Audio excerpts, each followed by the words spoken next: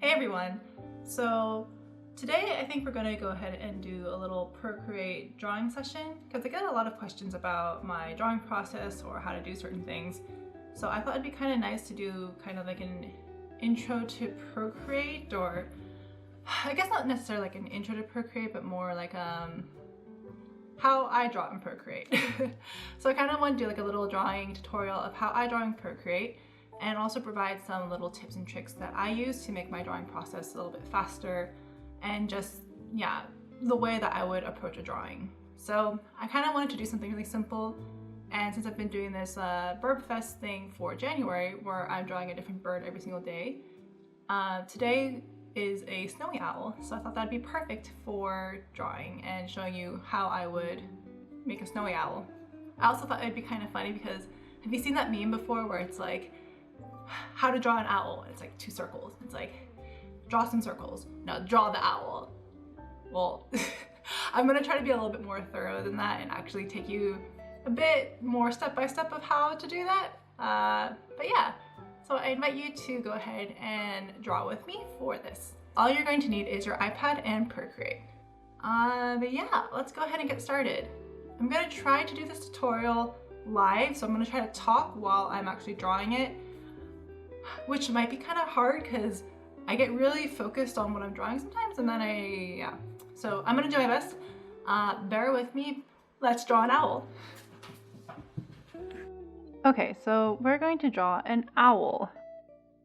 Usually I start with a sketch that I'll make in my sketchbook or something, but I have a silhouette here from another drawing that I'm going to use as a base.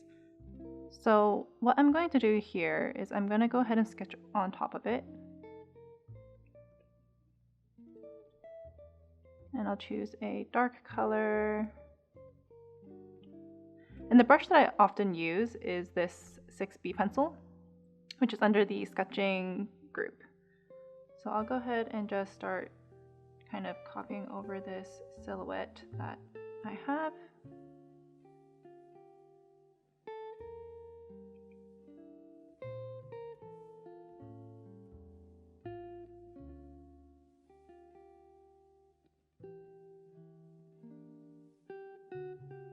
So here's the sketch, and what I'm going to do now is I'm going to bring in a reference photo from the internet to use. So I'll go ahead and open up Safari, and I've already searched for snowy owls, and I'm just going to choose one that is a good reference for an owl from the side. Maybe this one. So go ahead and long tap, go back into Procreate. So once you're back in Procreate and you've copied your photo, if you swipe down with 3 fingers, it brings up this menu here. And in the menu, there are a few options. There's cut, copy, copy all, duplicate, cut and paste. And then I'll go ahead and just paste the image I just copied, scale it down, move it to the side. And then I'll also put it behind my other layers. Actually, I'm also going to flip this image so that it is facing the same way as my owl, so I'll go ahead and tap on that. Horizontal, yeah. So on my sketching layer, I'm gonna go ahead and just kind of map out where some of the features would be. So the beak, some eyes,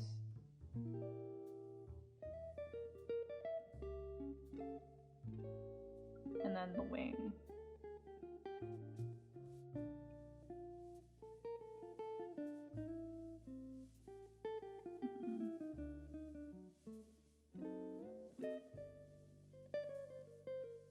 So I'm going to make a new layer beneath it and then change the opacity so that my sketch layer is really low so that I can draw underneath it and still see what I'm doing.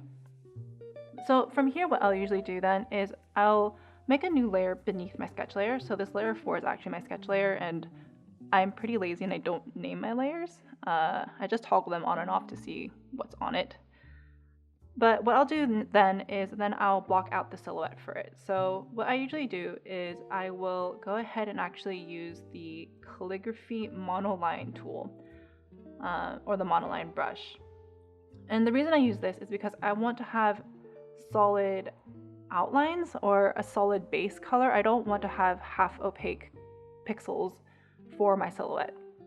And that's just my preference. You don't have to do that, but that's just what I do. So then I'm gonna go ahead and just start blocking that out.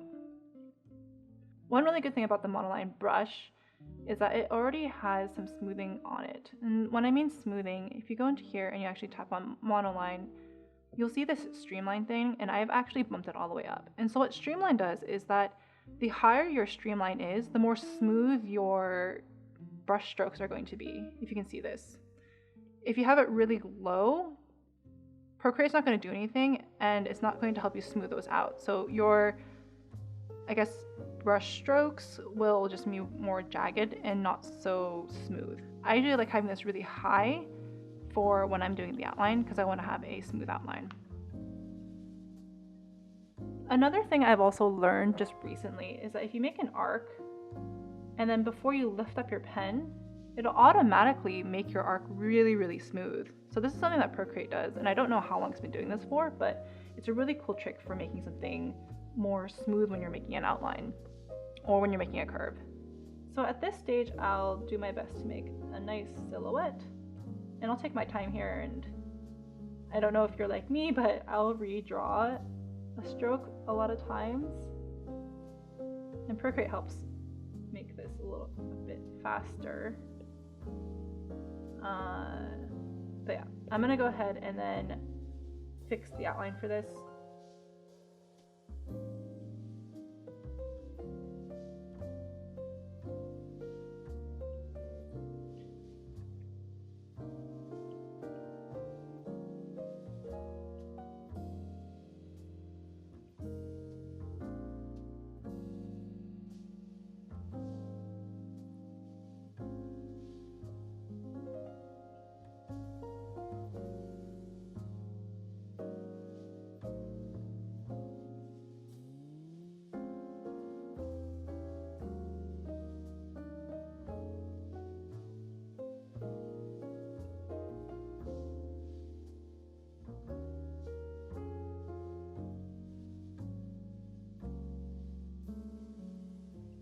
So I have my base outline here for my block out of the color, and what I'll do to fill it in really easily is I'll go ahead and tap on this select and then trace around it, so like this.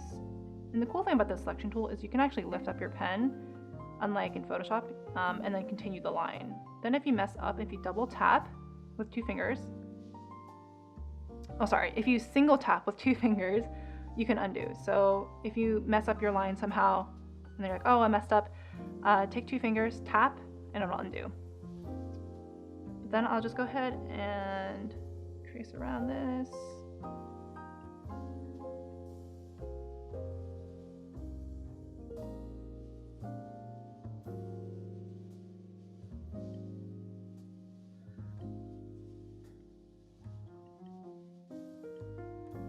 So now that I have the whole area selected, I'll go ahead and then just drop and drag the colors in. So if you have the color here, if you just tap, hold, drag it, it'll fill it in. Another way to really easily fill in areas is if you have color fill turned on in the select area down here, and then you select an area and then close that selection, it'll automatically fill it. And this is a new feature for Procreate. I think that came just like a few months ago. So if you don't have this for some reason, make sure that your Procreate is up to date. I'm gonna go ahead and remove that. So that's my silhouette layer. And if you toggle off the sketch, you can see the silhouette. Now I actually want to talk about this really quick because one thing that I think is often overlooked is the silhouette of what you're drawing. Having a really strong silhouette is going to make whatever you're drawing, especially if it's a character, stand out a lot more. If you have a silhouette, say, of an owl from the front, this is gonna be a really bad drawing, from the front, that maybe looks something like this, and I don't know, has like a tail, it might not look like anything. So having a stronger silhouette of maybe like adding the sides of the wings, followed by maybe it has its head turned so you have the beak sticking out or something like that. And so that I guess what I'm saying is if the silhouette is really strong, your image is going to be a lot stronger as well. So that's just something to think about when you are drawing. So what I'll do next is then I'll start blocking in some of the basic details. So when I draw, I often use clipping masks, And what a clipping mask is if you make a new layer, tap on the layer, and then tap on clipping mask, what happens is that this layer you can now draw on, and it'll be clipped to the area underneath. So you can see here there's like a really small arrow pointing down to this one. That means that it's a clipping mask. If you don't want it to be a clipping mask anymore, tap on it and then tap on clipping mask and it'll undo it. So I use this a lot for just shading and drawing. It's actually one of the things I like the most about the newer versions of Procreate, because when it first came out, I don't think that Procreate actually had this. But yeah, I'm gonna go ahead and toggle my sketch back on and then actually lower the opacity even more, because the more I work on this image, the less I'm going to need that sketch layer. So then I'll go ahead and choose the 6B pencil. And then I'll just go ahead and start blocking in the shapes and some of the little details.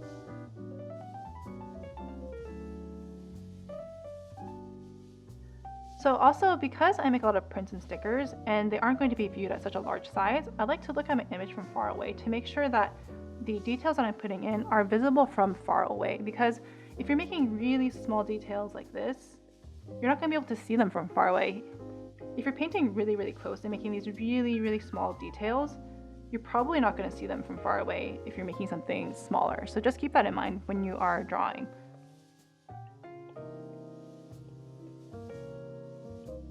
I'm actually going to go ahead and use that monoline pen to make the eyes, because I want some perfect circles. Ooh. A little bit too big. I'm going to go ahead and remove the eyes. Do I want the eyes that big? Those are a little bit too big for my taste. Maybe like this. Okay. I'll go back to the 6B pencil. And yeah, just put in some more details.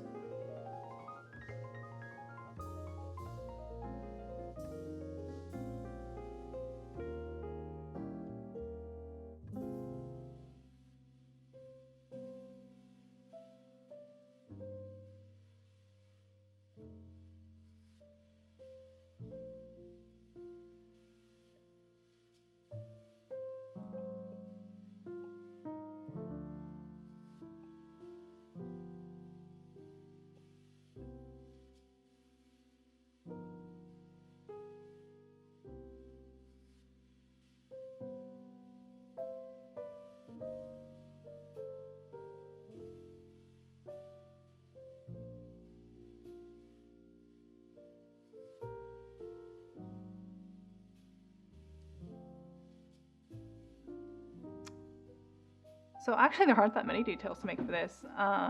This snowy owl is pretty much just white with lots of small details like this. So I'm actually going to go ahead and start painting those in. So I made a new layer, going to make this into a clipping mask as well. And I have this 6B pencil, which is basically a copy of this one, but it just makes the size bigger. So if you want to have a big 6B pencil like this, all you have to do is just tap on it and then you can adjust it. So I'm going to go ahead and then, see, I think it's under properties, maximum size. Change this maximum size to be really, really big if you want to have a bigger 6B pencil.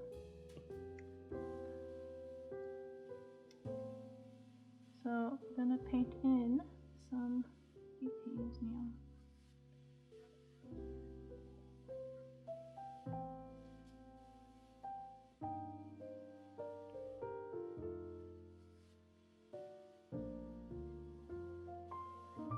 And so this owl is actually very complicated in its details. It has so many small little ridges, but what we're going to do is we're going to simplify it. So don't feel the need to draw every single thing. If you just get the general feeling of it, the general feeling of the pattern, that's enough.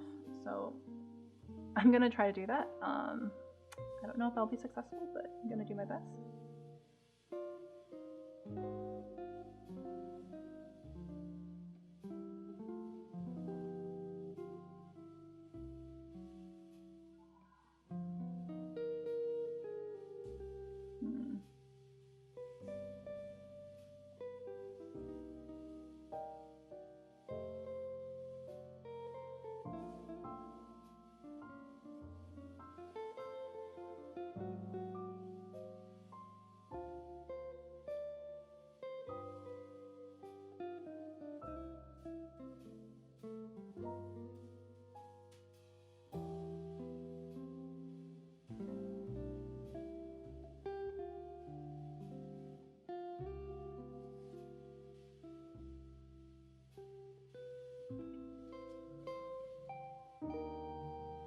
actually gonna make this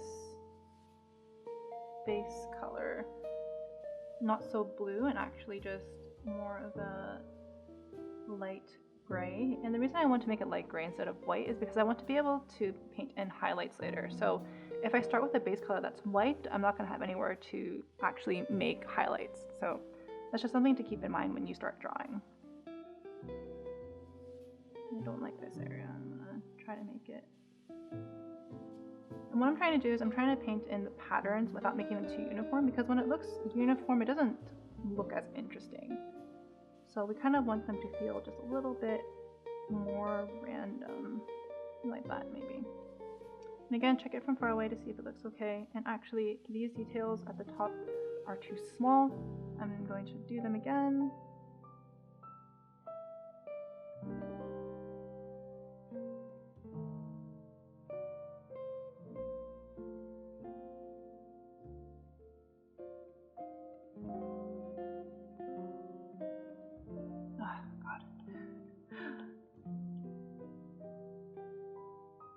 And it can be really challenging to simplify something that's really complicated. I think this just comes with practice. So the more you do it, the easier it will become. And you can see here, even I'm struggling still with this very complicated snowy owl pattern.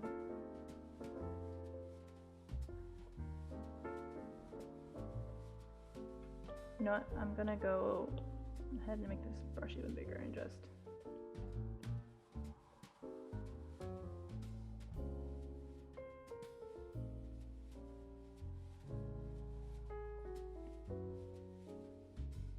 nope. Oh my god. Now I feel like I'm overthinking it.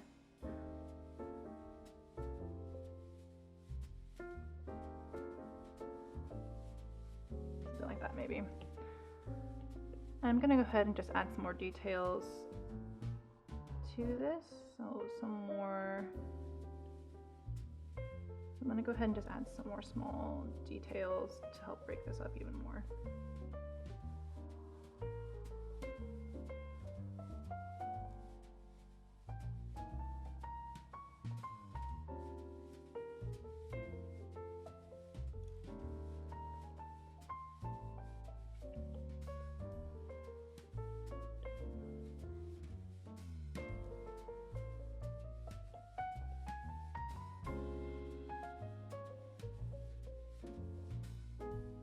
So now this is actually looking too busy for me, and I'm going to go ahead and just maybe lower the opacity. So maybe it's something like this, so you can still slightly see those extra details, but not so prominently. And yeah, I think that looks a little bit better. Okay. Gonna check what the snowy owl looks like, what color its feet are. Its feet are also white. So the snowy owl actually has white feet, but I want to kind of separate the feet from the rest of the body, and it's behind the rest of the floof. So I'm going to go ahead and make the feet just a little bit darker. And now I probably don't need that sketch layer anymore, so I'm going to just turn off that sketch layer. So we're going really simple with this owl. I don't want to make it too overly complicated. So I'm actually going to go ahead and already put the shading in, which is really nice. So what I'll do is, because I have this really strong silhouette layer, I'm gonna just create another clipping mask and then put all of my shading onto this, and it's going to just put shading on everything below it. So what I'll do is I'll usually put my shading layer to multiply, and then I'll grab a brush that has some texture in it. So there's another set of brushes that I use quite often, and they're actually a brush set from Gaussier. I can't remember how much it cost. I don't think it was too much, but it was totally worth it. And out of these brushes, I really like using this paper by Gaussier. It makes a really nice, just textured look without, I don't know, being too busy. So I'll go ahead and on my multiply layer, then start blocking out some shading.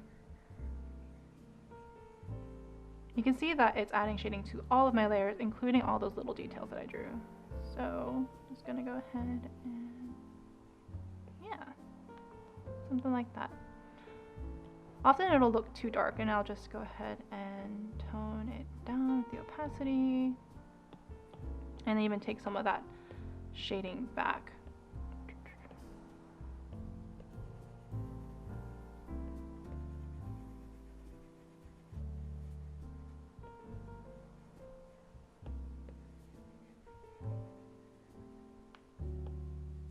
So sometimes also what I'll do is I'll use the selection tool then to make a more strong shadow somewhere. So right here where the wing meets the body, I want to add shading beneath the wing, but not in front of the wing. So I'll go ahead and select that, take my brush, and then add some shading here. And it's a good way to define some areas that are more rounded versus more harsh. So I hope that makes sense. I'm having a really hard time explaining what I'm doing while drawing. So if you have any questions, please leave them in the comments, because I think that'll be maybe easier for me to answer. Yeah, but I'm gonna go ahead and just kind of bring back some of these shadows. And the shadows on the feet are really strong, so I'm gonna lighten those up too. And what I'm doing right now is I'm just taking the eraser tool and then just erasing some of those shadows that I put in.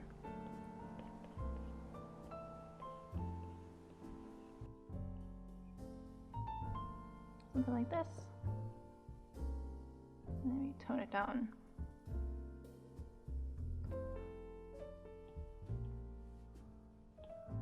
One thing I want to mention is that when I'm doing shading, I never use full gray or black or this entire side of the spectrum. You always want to put a little bit of color in it, because if you make it gray, it ends up looking really dull. So I'm going to go ahead and actually show you what that looks like. So if I change the saturation all the way down, you can see that it just becomes a lot less interesting without that kind of blue tint to it. So that's just something to keep in mind also when you're drawing, just to leave a little bit of color in if you're working on something that's maybe black and white. And actually with that in mind, I'm gonna go ahead and bring that white layer back to a more very slightly blue color. So not all the way to the left, just so it has a little bit more of a dimension to it. Cool. So then what I want to do now is I want to put in some highlights. So I'm going to go ahead and make a new layer, make it into a clipping mask. And I'm going to go ahead and set this to overlay. I usually use overlay when I want to do highlights. I have used soft light and hard light, but I would say just play with it. Those layer settings offer so much power for you to adjust what you're doing very easily, so just kind of play around with them a little bit. But I'm using an overlay layer now, and I'm just going to kind of very easily, using a really big brush here, just kind of paint where I would possibly see a highlight. So I'm here on the wing, and then on the face in the front, because my light is coming down from this side, from this angle. So from here, I'll just kind of do some tweaking, and I'll maybe take like my 6B brush and then kind of start pushing back some of those shadows again, because then you can kind of see it creates a look of more dimension rather than being so flat, because this owl is not a perfect ball, so it doesn't really make sense that the shading would be so perfectly round. There should be areas where the shading comes forward or falls back a little bit. So this is what I'm going to be bringing back right now as I paint.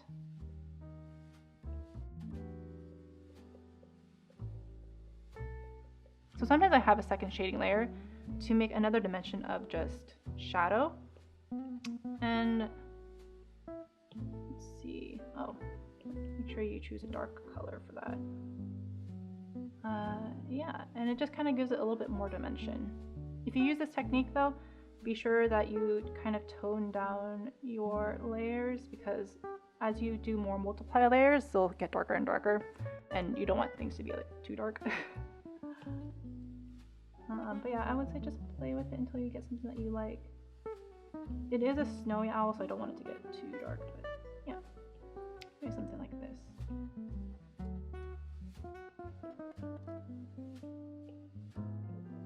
Hello. Oh, hi. So I've done some tweaking now to just kind of get that base down, and I actually really like this. I don't want it to be too complicated or detailed, because I do want to make pins out of these, or stickers, and they're probably going to be about this size. They're not going to be very big, and I don't want there to be too many details.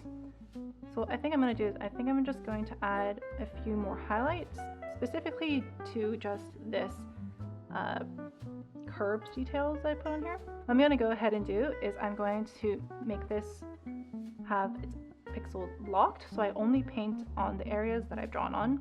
So I'm gonna go ahead and tap alpha lock and then choose a slightly lighter color and this, and then just kind of paint to lighten up those areas that would be hit by light. I'm going to do the same for this one. Also, I want to mention, if you don't want to buy these Gauss shear brushes, one I was using before is I was using this Bonobo chalk one, which is a really, really nice variation just for breaking up your solid colors. These ones are also good, but I would just say kind of play around, experiment with them, see which ones you like. So painting some details here, a bit of highlight on the beak, a little bit on the eyes. Also, oh, if you tap on this little thing, it's a color picker. I want to choose a slightly darker color because I actually want to add a little bit of shading on the bottom of the eyes. What I want to avoid is I don't want to have any areas of just pure solid color. Having texture makes it a lot more interesting. So I would definitely recommend just making sure that you break up those really solid areas, like kind of like what I did here with the eyes. Yeah, it just makes the image more interesting.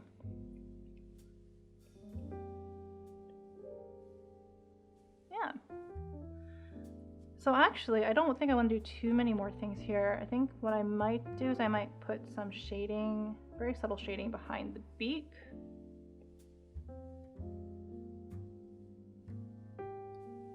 Because it would be casting a shadow if there was an actual light on it. Doing around the eyes as well. If you want, you can also add a backlight, which can brighten up the image and make it look a little bit more dimensional. I don't always do this, but I'm going to show you what you can do. So if you think about, if the light is coming from this side and hitting it from here, it would be a backlight coming from behind it and up. And if there was a backlight coming from behind it and up, the areas that would be hit would be something like this.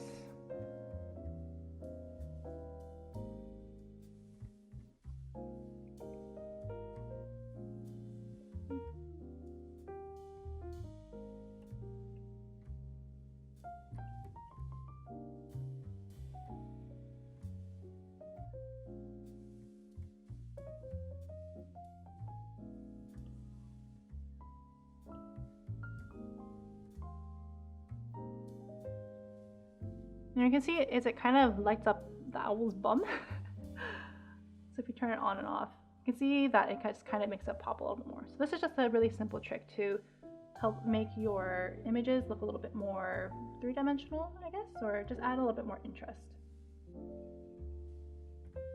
Yeah. I think that kind of covers it. You can continue playing around, adding more little highlights if you want. You could even do this backlight thing all around your image. I've seen people do that, and it can be kind of interesting. So yeah, something like this. Yeah, I mean, it's kind of fun. I kind of like that actually. But I would say that a lot of it is just really playing around with the tools within the program and just kind of getting to know them. And the more you practice with it, the easier it becomes, right? If you don't ever practice, how will you ever get better? So yeah, this is my owl. I hope that gives you an idea of how I would approach a drawing, and maybe you learned a thing or two. If you have any other tips, let me know. But yeah, hope that was informative. So that was my little Procreate drawing tutorial. Oh my god, that was really hard to film actually, because it's really hard to draw and talk about why you're doing something at the same time. But I hope that maybe you learned a thing or two about Procreate, or just how to approach a drawing, or how I would do a thing. So this is the bird for today, a snowy owl. Let me know what you learned, things that you already knew about, any other tips that I may not have gone over, because I know I kind of went through a little bit quickly just because it's really hard to talk and draw at the same time. I will try to do another tutorial like this, hopefully a little bit more organized and stuff, but hope you liked it. So, thanks. Oh, and if you do draw an owl, be sure to tag me so I can see it. I would love to see your versions. All right, I think that kind of wraps it up.